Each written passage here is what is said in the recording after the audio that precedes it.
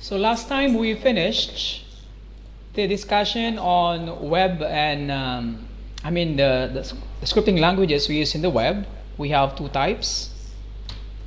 We have this which are client based, and we have this which are server based, right?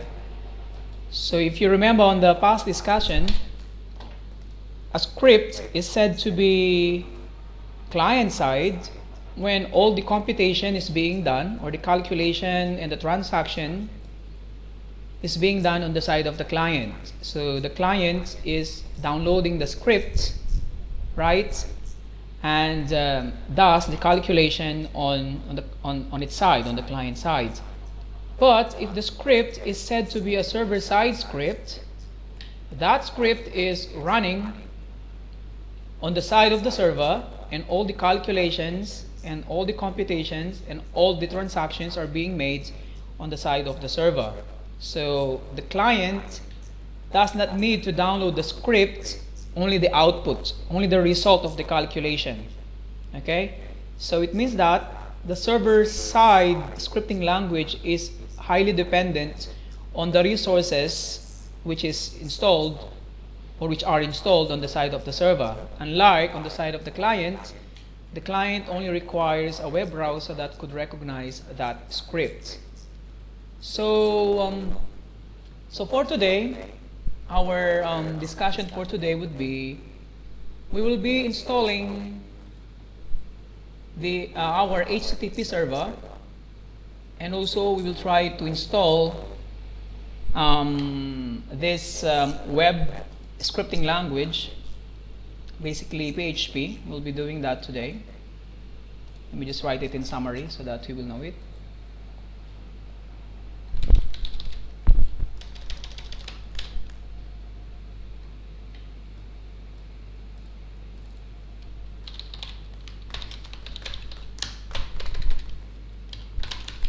We'll be installing our HTTP server, as I've said earlier.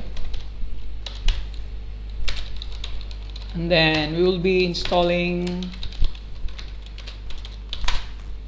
a server-based scripting language.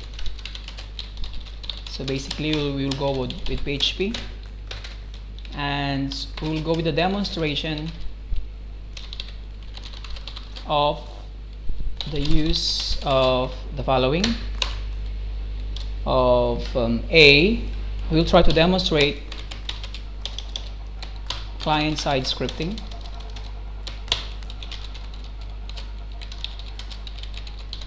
And B, we'll try to demonstrate the server-side scripting.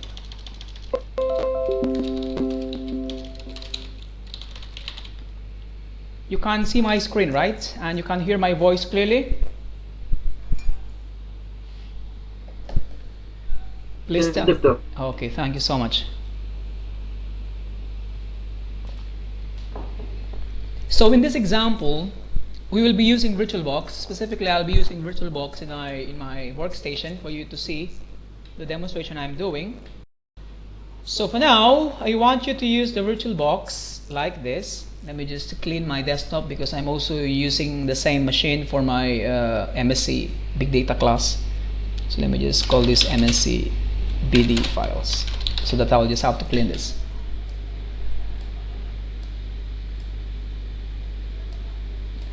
So this machine is empty except PuTTY, because PuTTY is the one I use to access my server. So for today, I'll be teaching you how to install PHP, assuming that you are running server 2008 or 9 in your company, okay? But if you want to learn the installation in Linux, just tell me. If you want to learn how to install it in Linux, just tell me, okay? But for now, our focus is how to install it in Windows. So for this exercise, I just want you to take two files, which is the HTTPD, and I want you to take the other file, which is PHP. So basically, we have two files here. Please remind me. I'll upload it in the Google Drive, and I'll post the link on our Moodle so that you will download it directly from the Google Drive that I'm going to create. Okay. So we have two here. One is the HTTPD and one is PHP. So if you're trying to deploy this web server in your Server 2003 operating system, you just have to download these two files here. Both of them are binaries, so you could run them directly without lengthy configurations. Unlike when you do the installation in Linux, it will take you a lot of commands and configurations in order for you to manipulate it. It will take time, mostly around 2 meetings we have to do that if we will be doing the installations in Linux. But for the meantime, since most of you are using HTTPD, so we could go straight with this and do the installation. So in my VirtualBox, I have this file which name is httpd 2.2.16. It both runs in Win32 and 64 and 32. I think you could get the HTTPD 64 version now. I think we just go with your this one, Apache web server installer. Then you can go to this link, which is the apache.org. So far, apache.org is an organization that develops plenty of open source software, especially big data software nowadays they are developing, the apache.org. So you can see plenty of useful web and web services, and also not only web services but also big data services like Hadoop, Spark, so on and so forth. So you could see plenty of projects being made by Apache. So when we say open source, when we say open source, I think you discussed it with Dr. Amala, right? Ethics and policies. Open source means the source code is open for you to scrutinize, and you can modify the source code, okay? And modify or to study if you want. Okay, mostly, I'm saying mostly, okay, because not all open sources are free. Mostly they are free of charge. You can install them, redistribute them for free, okay? So you don't have to pay for the license. Licensing is free, so you don't have to buy. That's why if you will see, most of web servers nowadays, they are running Apache as their web server because it's free. Basically, you don't have to pay licensing for that. So when you go to the Apache website, you will be seeing this link, and then you could go with your downloads. Okay, if you want to do it in Linux, then you have to download the tar version. And if you want to install the Windows 32, then you could go with the other versions here. If you will see, our current mirror, meaning the server where we're going to download this file is we are connecting to, if you can see my screen, it says mirror.squ.edu.om. So meaning we will be downloading these files if you want to download from SQU. So SQU is also a mirror server, okay? So it also supports the Apache organization. As I've told you, Apache is an organization comprised of several organizations working together to promote the concept of collaboration and sharing resources as much as they can, free of charge, and source code is available for all. So SQU, Sultan Qaboos University, is one of the organizations which is participating in this endeavor of collaboration. So if you're going to download this version of Apache, then you will be going to SQU, then you can download here. But if you don't want to download from SQU, then you can go with other mirrors. When you say mirrors, these are servers having the same exact copy of the installer. So you should select the server which is nearest to you, if in case you're having problem with your internet connectivity. So as of the moment, you can go with this. So if you want, you can also write in here web server installer for Windows, if you want a specific answer, then it will bring you again with the same environment, which is here. Okay, so you just have to specify. So currently we have 2.4 version. Okay, so this Apache server later than 2.2 will not run on any operating system earlier than Windows 2000. So it means 2.2 and up, which is the one we're using in this class. Okay, 2.2 is actually running only from 2000 server 2000, Windows 2000 and up. Okay, so if you don't have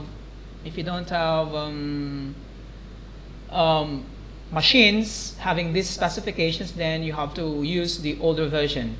So in this setup, actually you could do something like this. Okay, it doesn't necessarily mean you have to install Apache on your web server. So you can actually do something like this setup. So you could go with this. Let me just go with Bing server.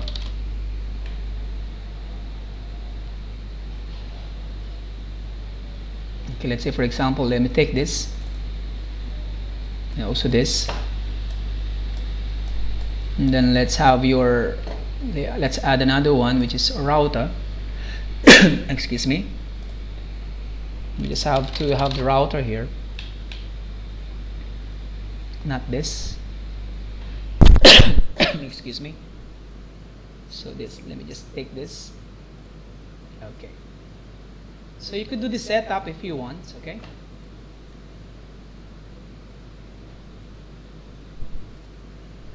so you can go with this setup. Let me just show you the setup.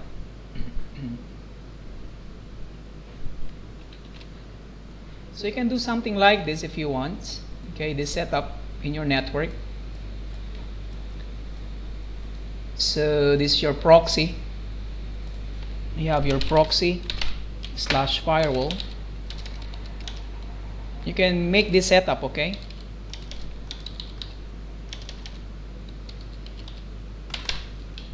so you can do this. So you can connect this one here. Okay, so and then you just have to do the proxy and the firewall. And this, you can run Apache web server here. Okay, Apache web server. And then this could be Windows 7 or 10. Okay, it doesn't necessarily mean you have to use server 2003 here. Okay, because sometimes you're trying to save some licensing, right? Because if you will know, having Windows 7 and Windows 10 is not that expensive as comparing to buying Windows Server 2000, the higher versions, a little bit expensive. So then your MySQL, you can also use Windows 7 or 10 here, no problem. You can do this setup actually. Okay, then you can do this, and then you can have your Windows Server here. Okay, another setup here. So if you have your corporate setup like this, so you could have your Windows Server like this, then do the installation. Okay, let me just put it in here. So this Windows Server is, I think we have to do something another like this. Let me just erase this. This is just a setup. Okay, it means you can do differently from your own.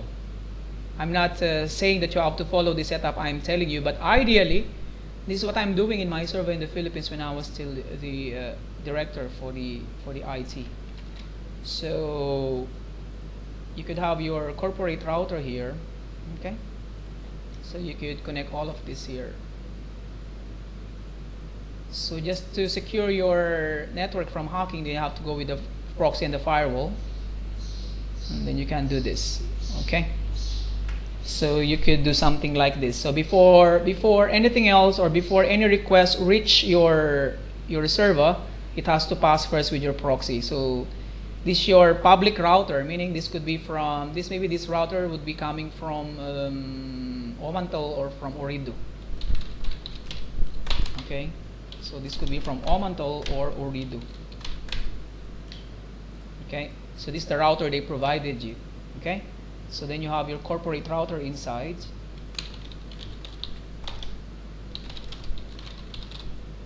So this is your corporate router. So it means that if there will be hacking, the hacker should destroy first this before it could penetrate your internal network. Okay, so if I'm going to draw a line here, so basically this is a dividing point. Okay, so this is your private, this is your public. Okay, so you're trying to expose this part, and this one you try to show. So our target here is we're going to install Apache and the scripting language on the web server. Okay, and later we will be installing database here soon. Okay, next meeting we'll be doing that. For now, our concern is the Apache here. So I am assuming we'll be using Windows 10 for the web server here. So you just have to click this, but better you have to run this using administrator's account. Okay, run this as administrator, or just simply click it. If you have the admin password in your machine, then it will be fine. So run it. So you will see it says welcome to the installation wizards for Apache HTTP server 2.2.16. So if you want to install, then press next. Just accept the license, then go to next, and go to next. So it will be asking, this text boxes, it will be asking for your domain. If your company bought a domain, then you have to put the domain here. Okay, let's say for example the www. Or let's say for example muscatcollege.edu.om. So you have to put it in here. Or if you have your own website, you can write wala sale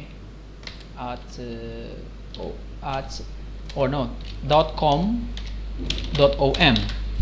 So it could be like this. Okay, so you have to purchase this domain name. Please make note of that. You have to purchase your domain name. Okay, so there's some websites that could tell you where to buy them. You could go with where to buy my domain name. So if you want to buy your domain name, you could go with GoDaddy. GoDaddy will be selling a domain name. Okay, so GoDaddy, you can go with this. Okay, so you have to. It says in here, it's in the Philippines. So the price is in the Philippines, but you could convert this because I'm using Google.ph. Okay, so you could use Google.om. So this buy domain at 0.99, so it's very cheap. So you could go with this websites, but the famous one, mostly companies are buying a domain name from GoDaddy. Okay, so you could go with cloud. So let me just make note of that. So mostly cloud services. Okay, let me just write it in here. Where to get my domain? Where to get my domain? So normally the answer is you could buy it. You could buy it with a third-party company.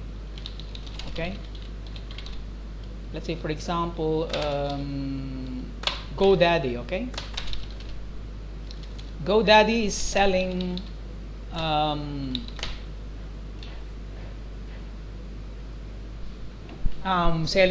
domain names. Okay, aside from this, some cloud providers, they offer you the following. I just want to tell you this. Cloud offers the following for those who are interested in doing this. So they could provide you, aside from the domain name, they can also provide you web service, also database services. Okay.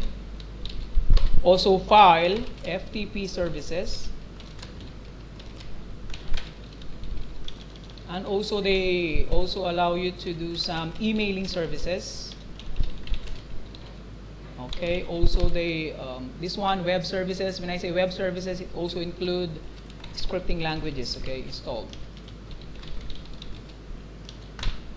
So this, they also offer you this, some cloud provider like GoDaddy. GoDaddy also is providing you this, domain, web services, database service, FTP service, all of this. But let me tell you, you have to pay separately for this.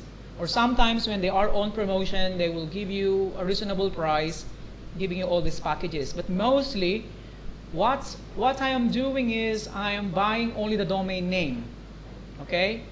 And then after that, I do the hosting in my company. I do everything. I install the database in my company. I install the web service. I also install my FTP if I want.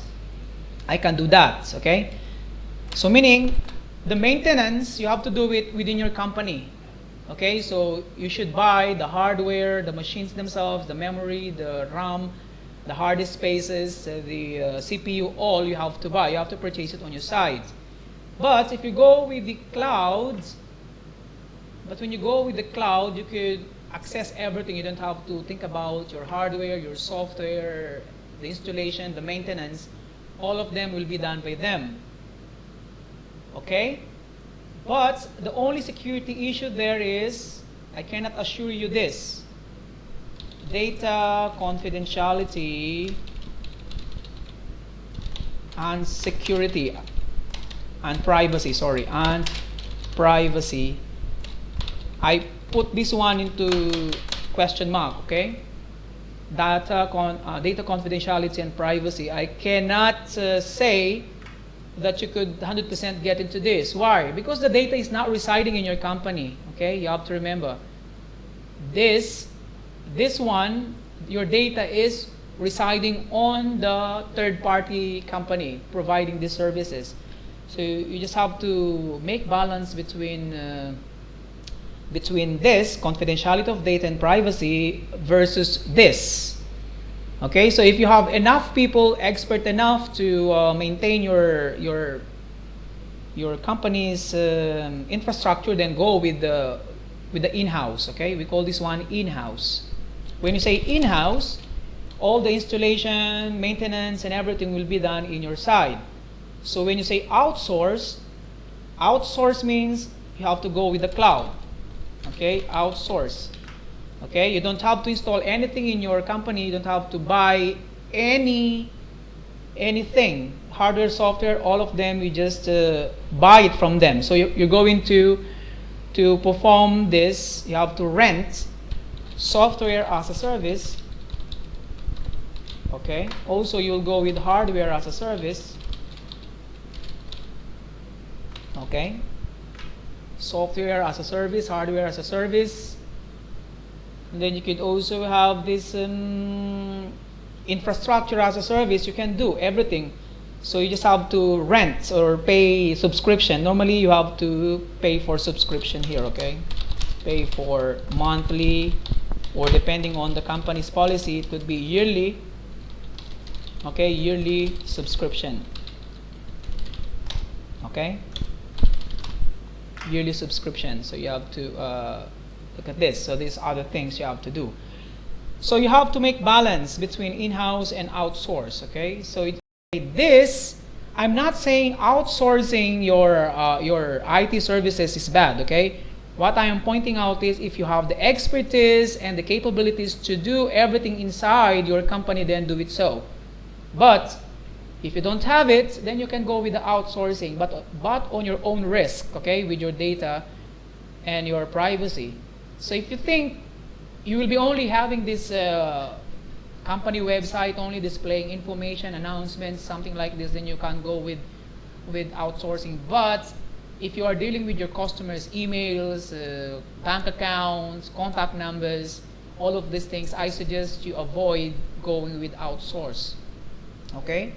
Please try to go with your in-house as much as possible, okay, to secure your your corporate data or corporate information.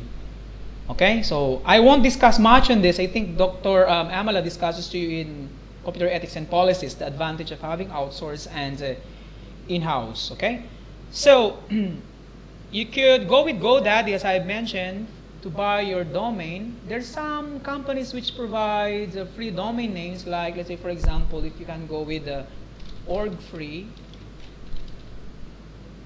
Okay, you can go with org free. Org free will be giving you free domain names, but the problem is you are using subdomains here.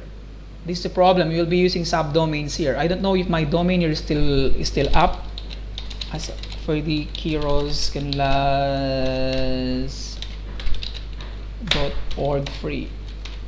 orgfree.com.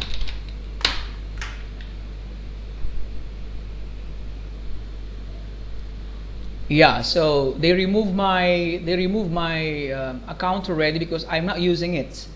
This is the problem with free web hosting services. If your page is not active, no visits, no configurations whatsoever, they will remove it automatically. So for students, let's say for example you're developing some online applications like mobile applications and transactional websites, you could try this free web hosting. Okay, these are free. Or if you want, you can create your own. You could get your host name or your domain name from this free web hosting sites, and then host it in your house, and then go to your router, your home router, and configure your port forwarding, the one I discussed to you in the class before. So you could go with your what do you call this one, with your port forwarding. Say for example I have it here in my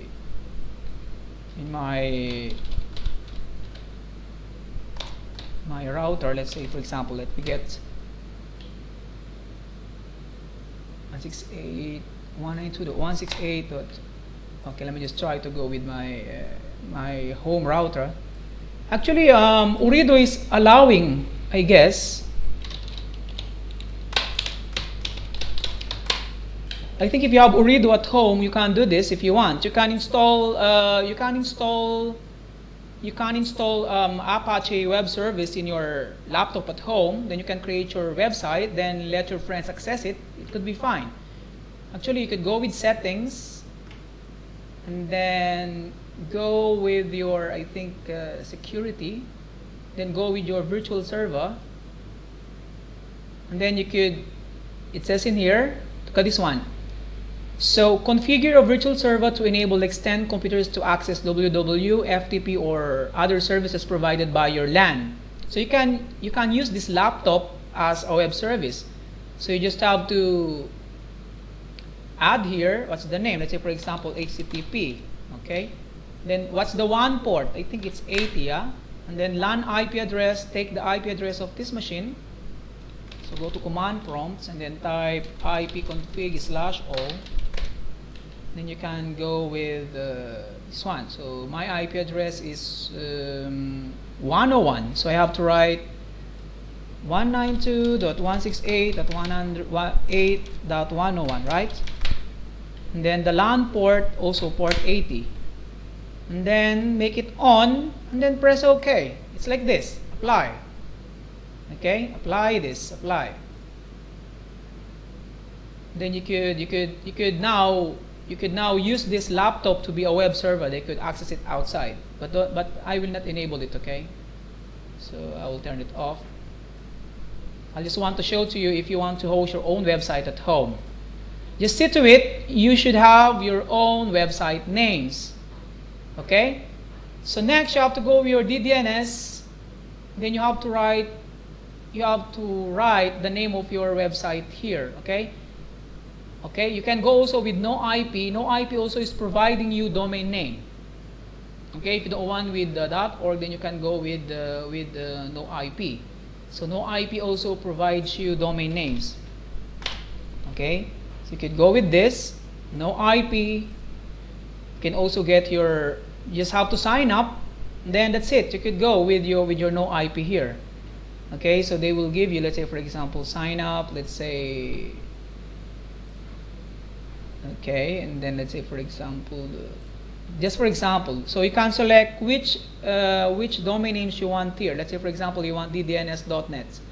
So let's say for example 30 kilos can last at this one. Okay, so you could take this and then you can place it in your router at home. Then you could write in here the domain name. Let's say like this, blah blah blah blah blah blah. Okay, then the username and the password that you created during registration here.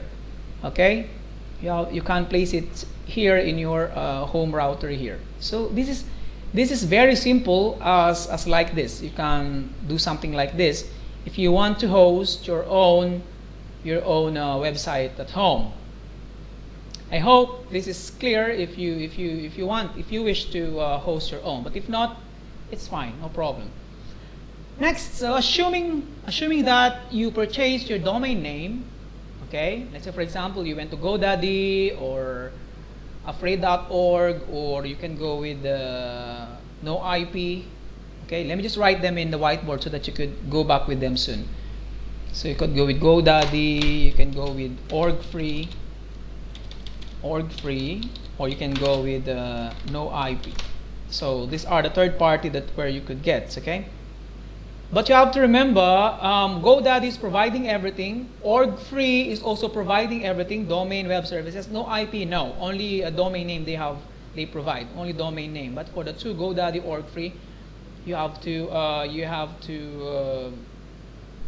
could access all of this. But for GoDaddy, you have to pay. For org free, you don't have to pay. But the problem is, you cannot go straight with 30kiloscanlast.com. I cannot do that. So I'll be doing some 30kiloscanlast.orgfree.com, meaning I am a subdomain. Okay, your account will be only a subdomain if you'll be using free websites. Also, the other problem with free websites like no IP and free domain name providers like org free and no IP, the problem is that they don't provide you, they don't give you a free domain, but a subdomain. The second one is commercials, advertisements are popping up in your website. So we can't avoid that because that's the way they earn money. Okay, so when visitors visit your websites or your web pages, some commercials or some advertisements are displaying at the bottom of your page. And we can't avoid it because we are using free accounts only. So this is their way. This is their way on how they could get. Okay, they could earn money from that. Okay, so we just have to abide by it. It's their policy. By the way, if you are going with corporate, then you have to go with GoDaddy. Okay, this is a professional way on how you represent your websites. But if you are a student doing some testing, you want to test your program, your software you have written, then you can go with org free and no IP. Okay, since it's only an experimental way. But if you will deploy it in real life, and then you have to go with GoDaddy and pay licenses. So since we don't have any domain name, I will just have to write localhost here. Okay, I'll write localhost. Again, the name of my server is localhost because I don't have a website. So let me just write my email here. Okay, so it says for all users on port 80 as a service recommended, or if you want, only for the current user on port 8080 when started manually, but mostly we are using the standard port, which is port 80, so we have to press next, and then it will be asking for typical, press next, and then it will install it on this C program files 86 Apache Software Foundation Apache 2.2, and then press next, and then go with the installation. Then you just have to press yes, and it will do the installation for you.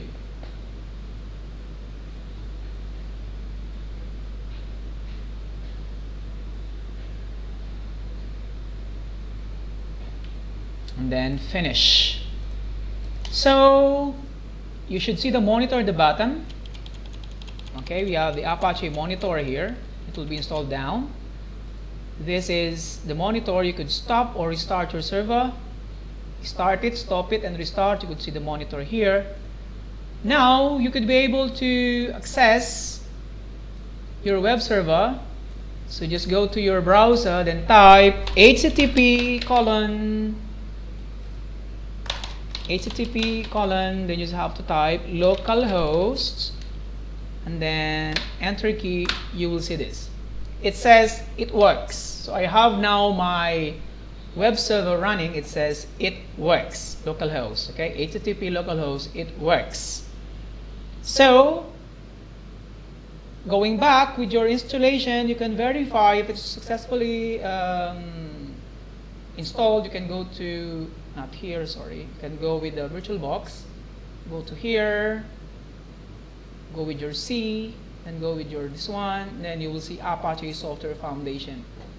So you will see this,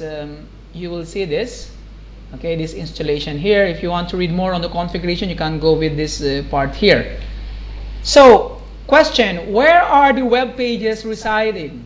So the web pages can be found on this folder, sorry, not this, on this folder which says htdocs, okay? So for the meantime, let me put a shortcut in the desktop so that I don't need to go back to C, program files, Apache every now and then. I just have to send a shortcut in the desktop so that when I close this, I don't have to go back. Just sorry.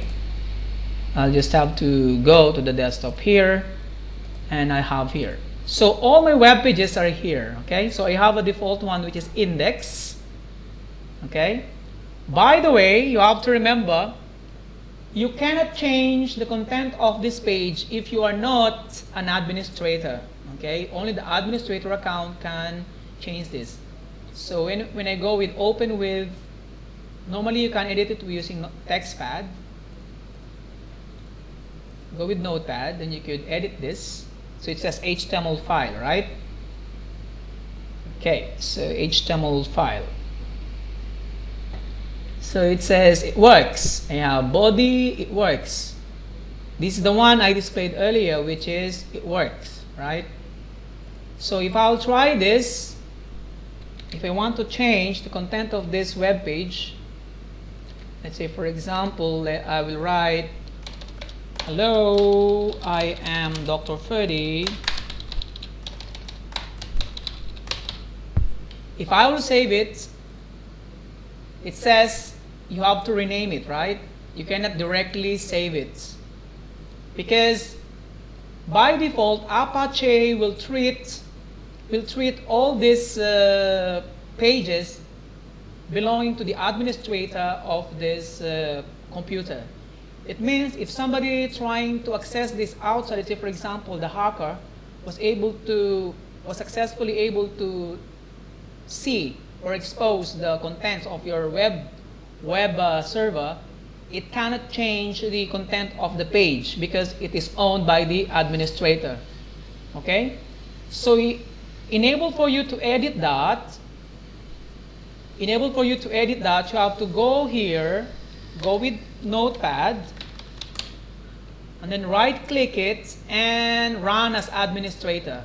Hackers cannot do this, okay? Go to Start, and then go with Notepad, and then right click it. They can't do that. Hackers, they cannot do that, okay?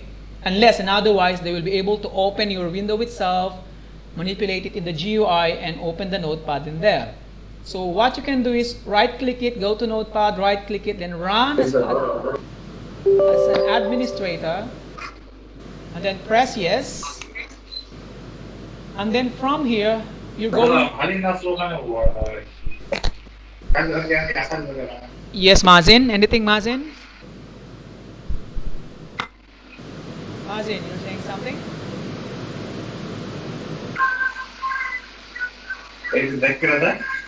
Mazin, you're saying something? We're hearing your voice.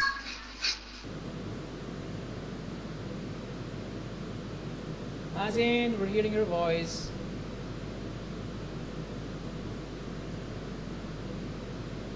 Okay, going back. So as I mentioned earlier, before Mazin caught me, so you go with Notepad, right click it, and run as administrator. Every time you want to write something on our web server or you want to put new file in the web server, you have to open Notepad as an administrator, okay? File, open, and then go to desktop, go to your desktop, and then go to this htdocs, and then all files here, then you could get with the index, open, and try to edit it now. Since you are running in the administrator's account, you can now modify the content of this page. So you could say, hello, I am Dr. Ferdy, like this. Okay?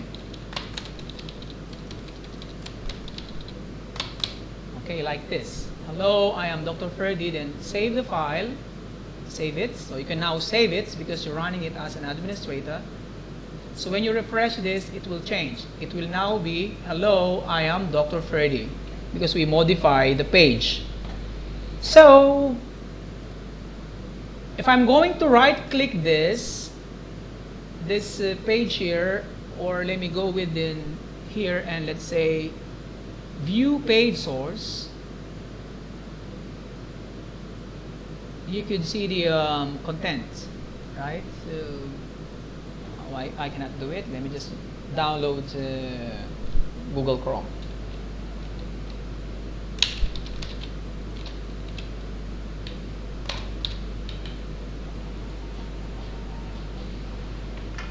I really don't like using Edge. Let me just go with Chrome and install it.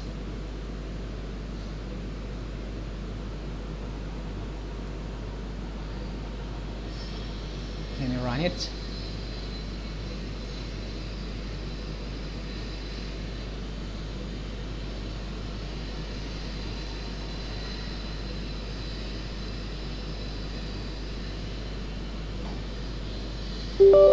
Yes.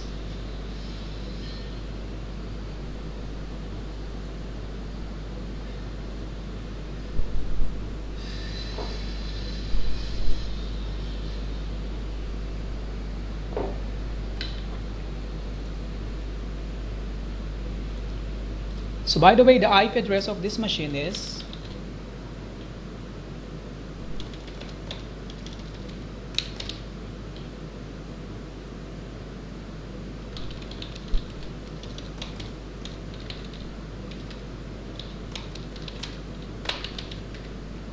so this machine is 10.50, okay? This is 10.50. So I'll try to access my web server using one Ubuntu machine here.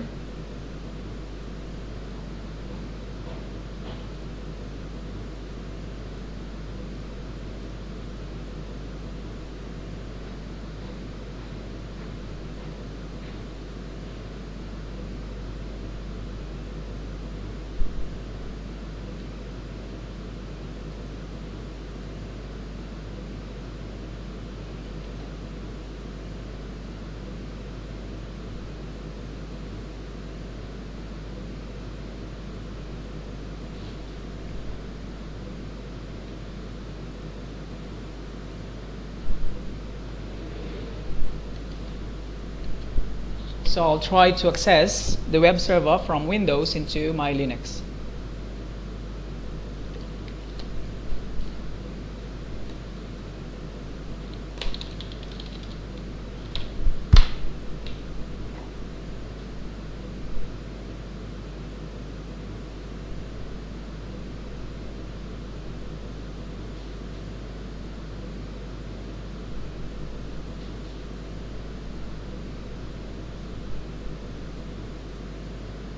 Okay, so I'm done installing it. So let me go with again with HTTP localhost, and then I'll go with this one.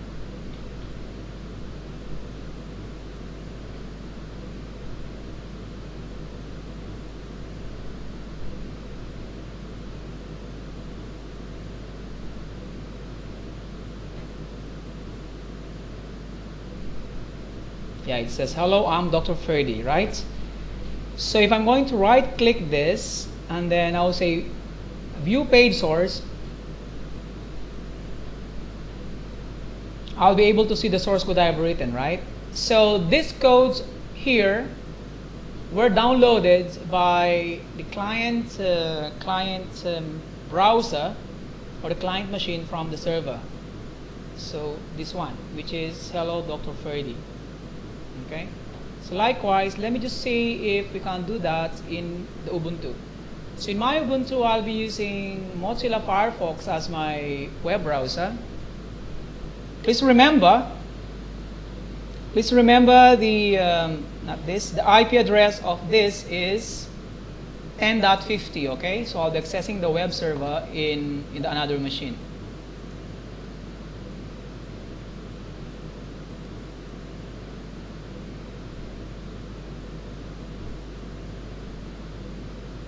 So let me try to write here HTTP.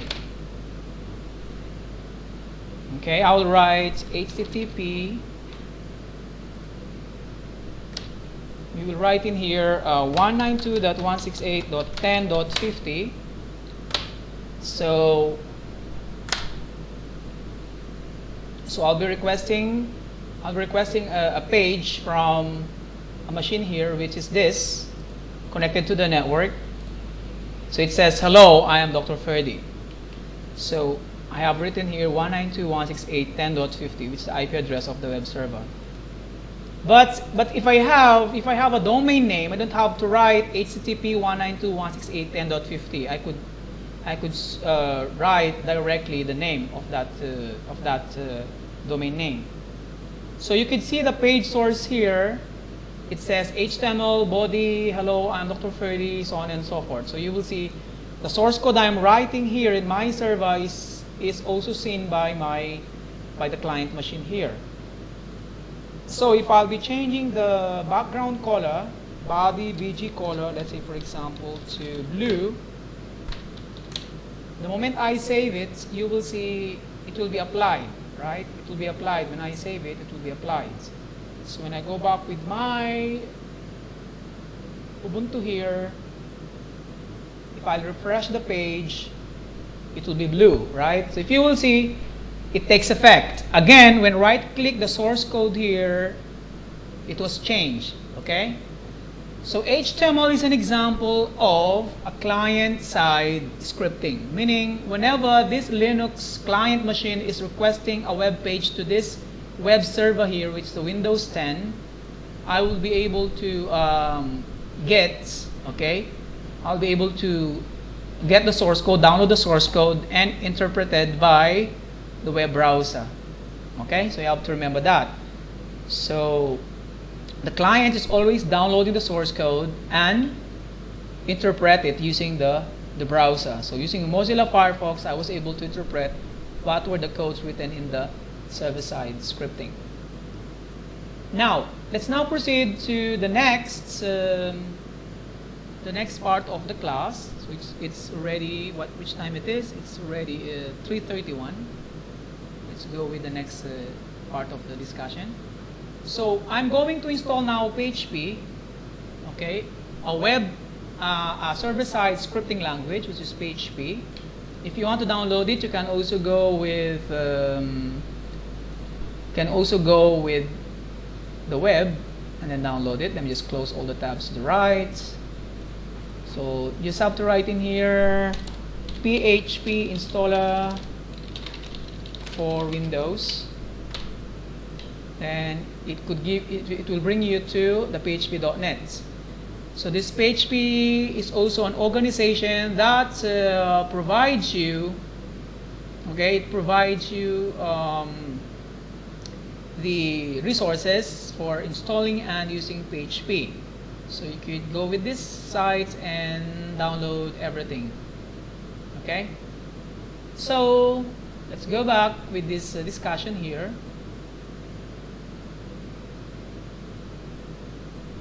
So let me click this PHP, click it, next, accept of course, then next. If you will see, it says click next to install to the default folder, or click browse to choose another path. So what I'm doing normally is I put it in the drive C itself. I don't put it inside program files. I put it in the drive C so that loading is very fast, okay? So loading is very fast. So I want to install it in the root drive, which is C, and press next. If you will see, it will create now a PHP folder. There should be a PHP folder here. Not yet, later. Just you just have to select here which web server you want to run it. So in this machine we installed Apache, right? But if you are using IIS, let's say for example in the case of Windows is using IIS or the Integrated Internet Services. By the way, IIS is integrated in Windows Server 2009, okay? Your Windows Server, IIS is integrated, okay? You don't have to install IIS as a separate entity. It is part of your Server 2003 operating system. So you just have to enable it in your Windows Server 2008 server. So after this, click this Apache 2.2.x module, the one we are using right now, the one we installed. This, okay? Press next, and then it is asking you have to browse the Apache configuration directory. Where is the configuration directory? Because PHP will be writing something to that configuration file, okay? So go to browse, go to Apache, click this one, and then go to conf. Conf is a directory containing all the configuration files of Apache web server, okay? So you just point it to the PHP installation wizard and then press OK. So let PHP write something about some configuration in the web server. Don't touch it, just let it be. Press next. So on this side of the installation process, you have to show which part of this this scripting you want to install. What are the features you want to install or items you want to install? So the first one, drop it down, let it be. All access means no need to install, okay? So this one, you don't need to install this, okay? And then OpenSSL, we don't need to install this because we need SSL to secure our server. Postgre, don't need this because we don't have Postgre. We will be using SQL, MySQL later. Just cross it out, and then that's it. So this is finished. So you have to curl, OpenSSL, and Postgre. You just have to uncheck them, then press next, then go with install. Then you will see PHP will be configuring Apache later. Okay, then finish. So it's finished. So since you made configuration with your web server, we need to restart our web server. Restart it. Restart. Yes. So if anything is installed properly, Apache should run. Okay, should be restarted successfully. But if it keeps on stopping, meaning it doesn't start, and then there's something wrong with your installation of your PHP. So you have to check that, okay, that after restarting your Apache server, it should restart successfully without any issues at all, or else you made a mistake in your code. I mean in your installation. Next, let's try to test if your PHP scripting language was successful. Okay, if it is successful, let's try to test it. So what do you need to do is you have to go with Notepad again, right click it, don't forget to right click it, run as administrator, and then write this code. By the way, PHP syntax is like this, okay?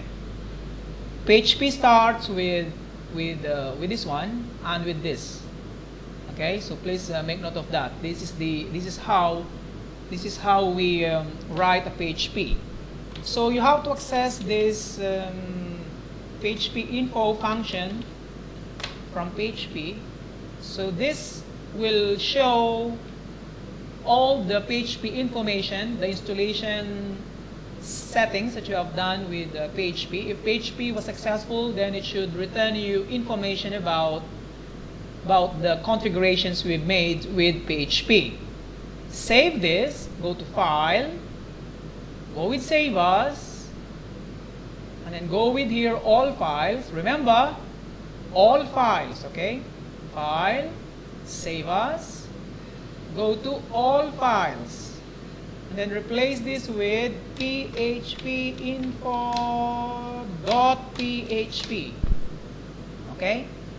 All scripts written in PHP should have the extension file name of php.php. They should have this. So you can save it. Save it. Okay, so you will see now on your hotdocs you have two. One is index, one is phpinfo.php. So we have two files now. So let's try to access it if it's working. Now let me go with my Linux.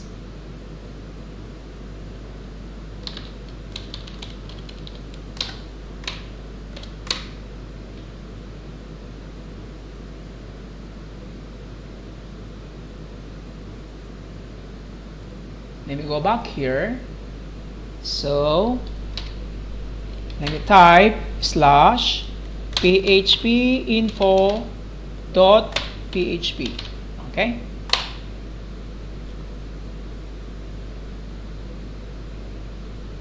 So it's not displaying, right? phpinfo.php is not displaying. So there's something wrong with my code. Let me just see it. Just run it again here in my browser. http localhost phpinfo.php. So it's not displaying. So there's something wrong with my code. So this is the problem. You have to remember, when you commit mistakes with your PHP code, then it won't display. So it says here,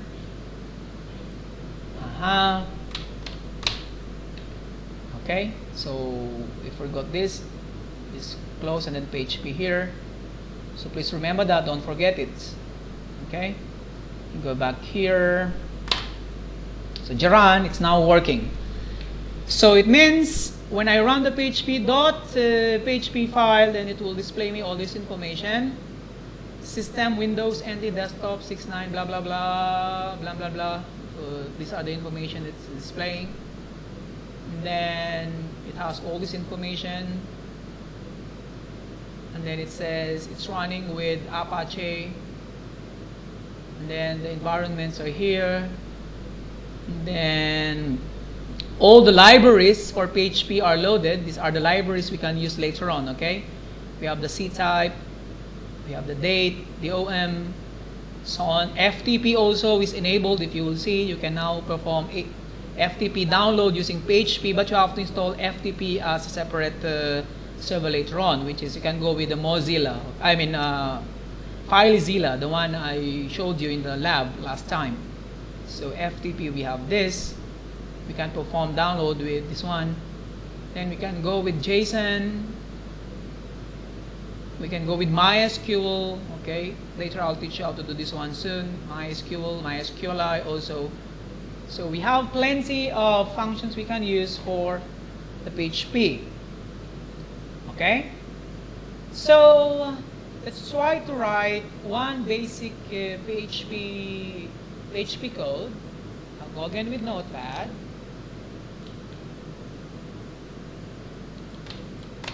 Then I'll type PHP here. And let me go with this. So let's say, for example, echo hello, welcome to PHP. Okay, then save it, save as, then go to all files, then you could go with desktop,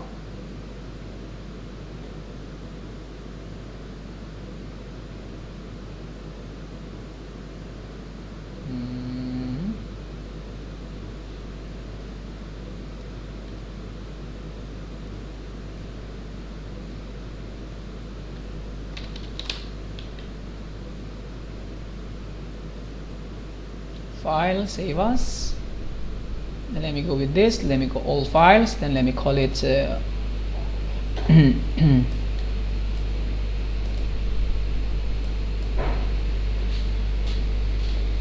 me just write in here welcome.php.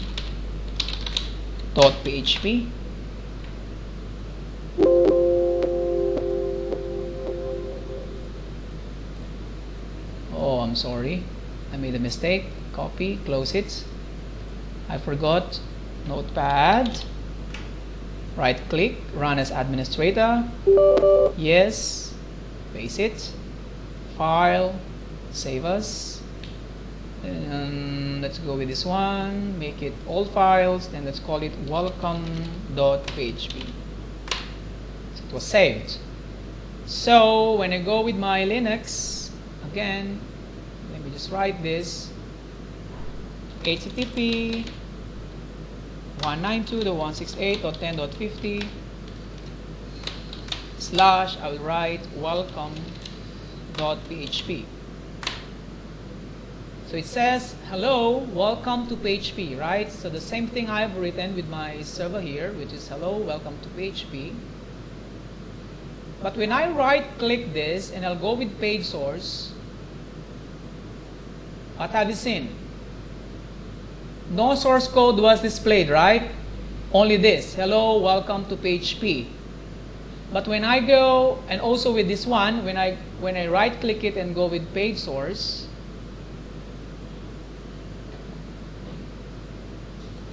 when I go with the view page source here, it won't show anything, right? Right? It's not allowed. You're not allowed to see, because this is running on the side of the server. That's why you will see only, you have to look at this, only the code or only the output available for the user is downloaded in the web browser. Look at this. Because I wrote in my code echo. Echo means display or show or output. So only this will be outputted to the client. But this code, PHP, echo here, and the semicolon, and this will not be shown on the side of the client. That's why when I right-click the source code here, view source code, it says, what happened here? Let me restart Firefox. When I right-click it and view the page source, no source is shown for the client, right? So let's say, for example, that you want to do some mathematical calculation here. num1 equals 10. Okay. num2 equals 20. Then I will do some mathematics here. Sum equals num1 plus num2. Don't you worry, this is only a discussion. Soon I will discuss to you in detail what's the meaning of this. So basically, you want to add two numbers here, okay? So instead of displaying hello, welcome, PHP, I will just have to display this output, echo the sum of dot, this concatenation, num1 dot, then a space here, and dot num2 dot is, then dot, I want to display the sum. So I want to display this. So the sum of num1 and num2 is this. So I want to display an output like this, okay? The sum of 10 and 20 is 30. I want to display an output like this. Okay, so let's see what will happen. Let me save it. Okay, then I'll go back to my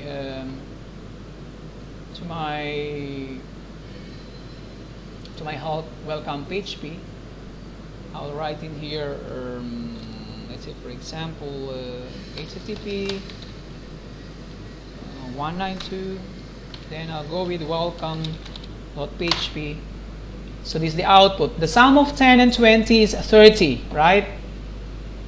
So this is the effect of the source code, of this source code. Okay, the sum of num1 and num2, it was calculated here, is this. So if you'll see in my Linux, it only displayed the output, but when I right click the page source, it won't show me the codes, right? Only the output that I want to display. So this is the difference between scripting, web server-side scripting and client-side scripting. So if you'll be working with, let me go back with this, with the discussion here earlier. So in the client side, in the client side script, source code or script, let me just write script plus output is downloaded. Okay, downloaded from the server. Okay, in the server side script, okay, only output is downloaded from the server. Just make note of that. Okay, you cannot see the source code. So this is the main difference between the two. Okay, so this is the sample. It says the sum of 10 and 20 is 30, and we were able to do it in here. That's why last time I want you to install virtual boxes so that you will be able to simulate how this runs in the network. Okay? So next meeting, God willing, which will be tomorrow, we will be discussing database programming with PHP. So we'll be doing this tomorrow. Okay? This one. Okay? So tomorrow we'll be discussing PHP and the architecture of PHP. How is it working? And then we'll go with PHP MySQL. But I want to focus on securing the web page by avoiding illegal access. We will go with session. Okay, I'll discuss session tomorrow. So this will be a lengthy discussion for tomorrow. Okay, so we can now dismiss the class. Thank you so much for listening. If you have questions, please tell me. Okay, just send message